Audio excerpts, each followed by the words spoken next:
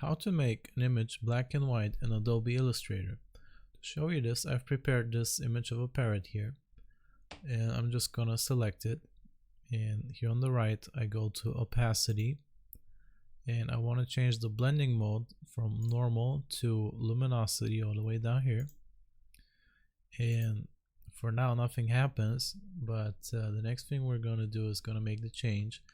I'm going to pick a square like this, and I want to, from here in the colors, I want to pick black, and now I can just drag it out. Just make sure to make it bigger than the actual image like this.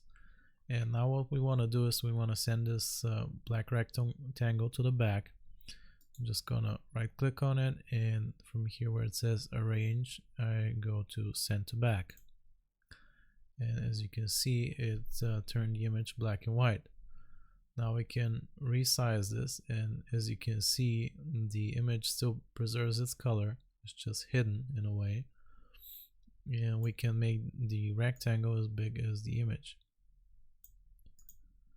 And that's how you make an image black and white in Adobe Illustrator. I hope this was useful. Remember to like and sub, and I'll see you next time.